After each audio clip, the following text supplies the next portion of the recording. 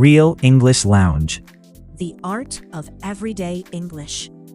Can I tell you about the most painful 30 seconds of my week? Go ahead. I got in the elevator with someone from another floor. Someone I recognize but don't know well. We both smiled, and then there was silence for 12 floors. Heh, 12 floors. Neither of us said anything. We both stared at our phones. It was excruciating.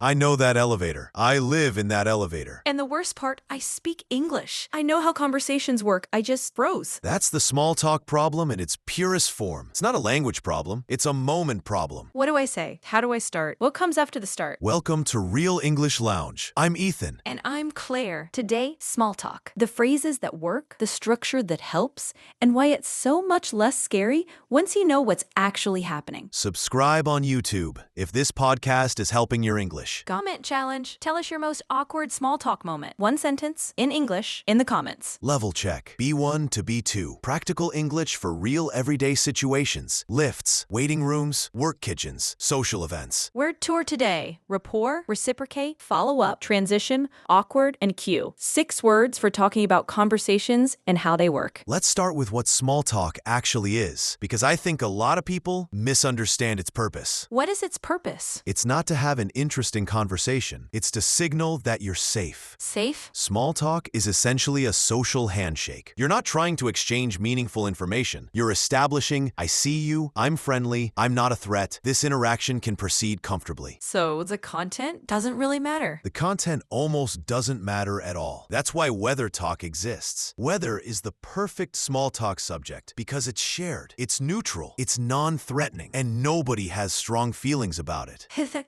Well, some people have strong feelings about the weather. British people have very strong feelings about the weather. But the point stands. The function is connection, not information. Once you understand that, the pressure drops enormously. You're not trying to say something interesting. You're just saying hello in a slightly extended way. Which is much more achievable. Okay, so the actual mechanics. How do you start? Because that's where most people freeze. What do you find works? 3 reliable openers. First, the shared situation. You and the other person are experiencing the same thing right now. Comment on it. Like what? In the lift. Can you believe how slow this is? At a work event? Is this your first time at one of these? On a Monday? How was your weekend? These are easy because you don't need to invent anything. The situation provides the material. The situation does the work. Second opener, the genuine observation. Something you actually notice. That's a great coat, by the way. Or, I keep meaning to try that coffee place. Is it good? Something real, not performed. Right, people sense performance immediately. A real observation, even a small one, lands differently. Third? The light question. Something easy and non-intrusive. Are you going to the thing on Friday? Did you catch the MASH last night? Have you tried the new place that opened downstairs? Heh, these are all openers I've used this week. Because they work. They're low stakes enough that anyone can answer them. And then, what happens after the opener? Because that's where I used to lose it. How do you mean? I'd start okay, say something, the other person would respond, and then I'd have nothing. The conversation would just stop, which is somehow more awkward than never starting. The one exchange conversation. The most painful kind. The trick is to follow up on what they said. Whatever they say, there's always a thread in it you can pull. Give me an example. You say, how was your weekend? They say, pretty quiet, just stayed home. You could say, sometimes that's exactly what you need. Or, anything good on TV? Or, I had the same plan, but somehow ended up doing 3 things I didn't intend to. You're picking up the thread they gave you. Any answer they give you contains material for the next line. You just have to notice it. And if they give you a very short answer, like fine thanks, The classic. the conversational dead end. You add a little detail of your own. Fine, thanks. I had a good one actually. Finally got outside for a bit. Now they have material. You prime the conversation instead of waiting for them to do it. You can't control what they give you. You can control what you give them. Let's talk about the 3 situations where small talk tends to go badly, because I think knowing them in advance helps. What are they? First, the lift. 12 floors, small space, no escape. The scenario from the opening. The key with the lift is you don't need a full conversation. You need a single exchange. How's your morning going? And then it's genuinely okay to look at your phone or the buttons or the floor. The social contract doesn't require sustained eye contact for 12 floors. That's very liberating. The expectation is low. A smile and one line is fine. Second situation, the work kitchen. More time than a lift, less structure than a meeting. The danger zone. The kitchen has natural material. The coffee coffee machine, the food, whatever's happening at work that week. Are you surviving the deadline week? Did you try the things someone brought in? This place has decent coffee, finally. Any shared work experience is instantly relatable. The kitchen is actually low stakes because everyone's there for a reason, and everyone expects to be interrupted by the kettle. The kettle is your exit. Always. Third, the social event where you don't know anyone. The hardest one. Start with whoever is standing alone. That person wants to be talking to someone. You're doing them a favor. That reframe changes everything. It does. And the opener is simple. How do you know the host? Or are you from the work side or the personal side? These questions have an answer. They signal you're interested, and they usually lead somewhere. And if it's terrible, you can always get a drink. Always. The last thing I want to say is about ending the conversation, because that's its own skill. What works? A graceful exit needs to feel natural, not abrupt. A few phrases that work. Well, I'll let you get on. Good talking to you. I should go find the host. It was really nice to chat. I'll see you around. You're closing it, not escaping it. The difference is, an exit says, I'm choosing to end this. An escape says, I can't wait to leave. One is warm, one is rude, and the words are almost the same. That matters more than I thought. Especially in work contexts. The way you end a small talk conversation stays in people's memory longer than how it started. Which means the exit might be the most important part. Practice the exit. Leave them with warmth. Time for the word tour. 6 words from today. Definition, natural example, mini dialogue, upgrade phrase. Word 1. Rapport. R-A-P-P-O-R-T. Noun. Rapport is a sense of warmth and ease between two people. The feeling that you're on the same side, comfortable with each other. Small talk is the mechanism for building rapport quickly. You're not sharing important information. You're building a feeling. Example. She hadn't expected to enjoy the networking event, but she found herself in a surprisingly easy conversation.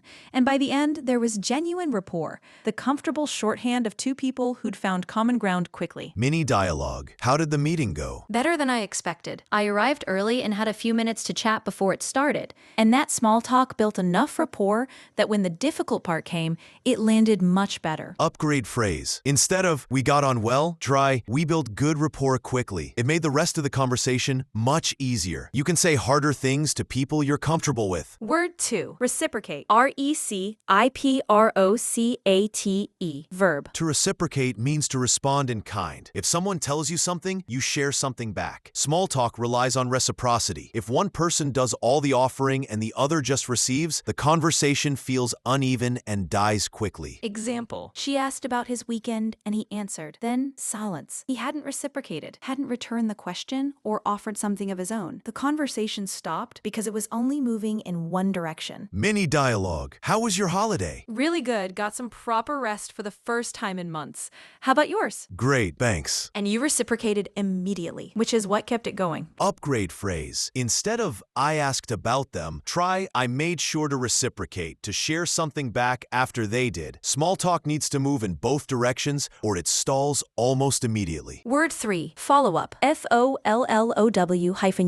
Noun and verb. A follow-up is a response that picks up a thread from what the other person just said, building on it rather than changing the subject. Good small talk is built from follow-ups. You're showing you actually heard what they said. Example. He mentioned he'd been to a concert at the weekend. She followed up. Who did you see? And from that one follow-up, the conversation ran for 10 minutes. She hadn't needed to think of anything new. She just listened. Mini dialogue. I just got back from a long week away. Oh, really? Work or a break? Work, unfortunately. That sounds exhausting. Is it always that intense? Haha, that's 3 follow-ups in a row. And you barely noticed because they all came naturally from what you said. Upgrade phrase. Instead of, we had a good chat, try, I just kept following up on what she said. Each answer gave me the next question. I never had to think of a new topic. The conversation built itself. Word 4. Transition. T-R-A-N-S-I-T-I-O-N.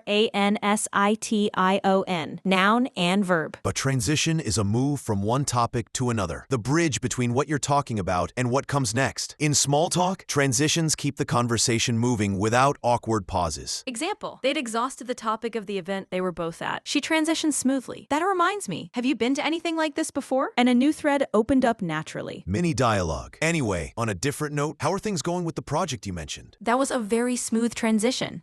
Anyway, on a different note, speaking of which, 3 of the best transition phrases in English. And all 3 are conversational, not formal. Upgrade phrase. Instead of changing the subject, try anyway on a slightly different note, and then the new topic. It signals you're moving on without making it feel abrupt. The conversation keeps its warmth. Word 5. Awkward. A-W-K-W-A-R-D. Adjective. Awkward means uncomfortable, embarrassing, or difficult in a social situation. A conversation can feel awkward. A silence can be awkward. The gap in the lift can be very awkward. Knowing the word for what you're feeling helps you talk about it and even diffuse it. Example. The pause had stretched too long. She laughed quietly and said, "This is a bit awkward, isn't it?" And suddenly, it wasn't. Naming the thing out loud broke the tension completely. Mini dialogue? That was a bit awkward.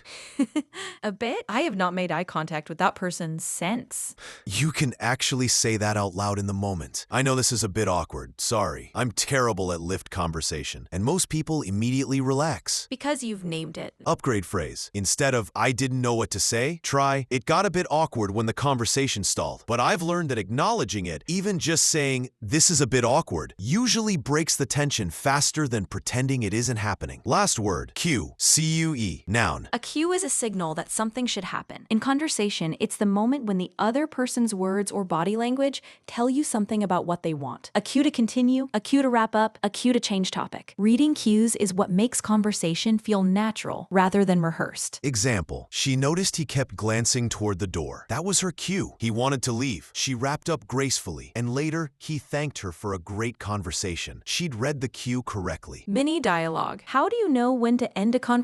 I look for cues. If they start glancing away, shifting their weight, giving shorter answers, those are signals. I wrap up before it gets uncomfortable. That skill takes time to develop, but it makes every conversation feel better for both people. Upgrade phrase. Instead of "I knew they wanted to leave," try "I picked up on the cues that they were ready to wrap up." Shorter answers, slight movement, and I ended it on a high note rather than waiting for it to die. That's the word tour. Rapport, reciprocate, follow-up, transition, awkward, cue. 6 words for talking about conversations and for having better ones. Let's close. Small talk is not a talent. It's a skill, and it's simpler than it feels. Use the situation. Follow up on what they say. Give them material by sharing something yourself. And remember, the goal is not to be interesting. The goal is to be comfortable, safe, human. Comment challenge. Tell us your most awkward small talk moment. In English, 1 sentence, in the comments. If this helped your English today, subscribe, give it a like, share it with someone who is currently staring at their phone in an elevator. I'm Claire. I'm Ethan. Next time you're in the lift, just say something. It doesn't have to be good. Real English Lounge. See you next time. Your English journey doesn't end here. Keep listening, keep learning, and keep speaking. Choose your next conversation. We'll see you in the next episode of Real English Lounge.